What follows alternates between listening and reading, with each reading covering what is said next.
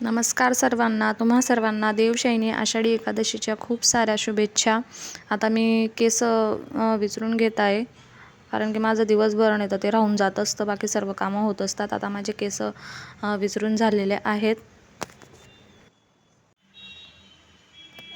काय करतोय माझा राजकुमार? माझा राजकुमार काय करतोय? काय करतोय सांग मला. बोलत नाही, गप्पे नाही मालत तू माझ्या सोबत. आले बोले बोल ना. कच करतो तू, कच करतो? मी आता देवपूजा वगैरे करून घेत आहे. माझ्याकडे विठ्ठल रुक्मिणीची मूर्ती किंवा फोटो नाही, तर मी सिंपल देवांची पूजा करून घेत आहे.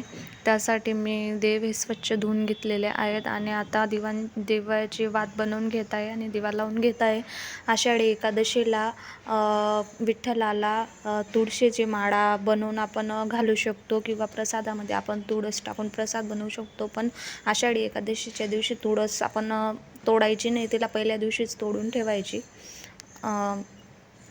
तुळस ही विठ्ठलाला प्रिय आहे, तर त्याची माळा बनवून आपण विठ्ठलाला घालू शकतो. विठ्ठलाची आपण आषाढी एकादशीला आपण तुकारामांचे किंवा ज्ञानेश्वरांचे ग्रंथ वाचू शकतो किंवा ओम नमो भगवते वासुदेवाय नमः ह्या मंत्राचा जाप करू शकतो आपण. जेवढ्या आपल्याला माळा करायच्या असतील तेवढ्या. आता माझी देवपूजा वगैरे झालेली आहे.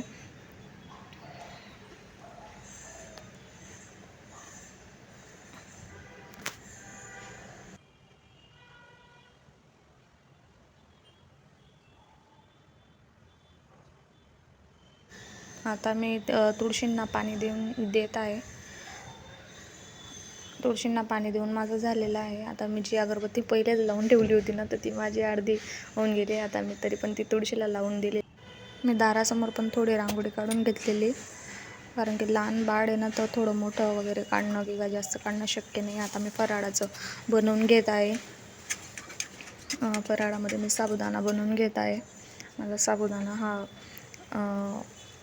साबुदाण्यामध्ये मी थोडं नमक ॲड केलेलं आहे आणि थोडंसं शेंगदाण्याचं कूट त्याच्यामध्ये टाकून घेत आहे. शेंगदाण्याचं कूट थोडंसं चांगलं टाकायचं, म्हणजे साबुदाणा हा चांगला लागत असतो. आता माझा साबुदाणा हा रेडी होत आला आहे. मी आता त्याला म्हणजे मध्यम गॅसवर वाफवून घेणार आहे. आता मी त्याच्यावर एक झाकण ठेवून घेणार. झाकण ठेवल्याने साबुदाणा हा मऊ होऊन जात असतो. आता माझा साबुदाणा रेडी.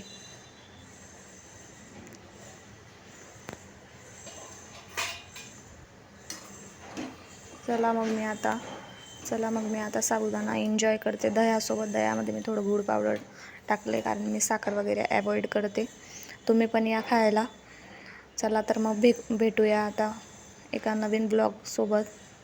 तुम्ही काय नवीन केलं एकादशीला मला कॉमेंटमध्ये नक्की सांगा.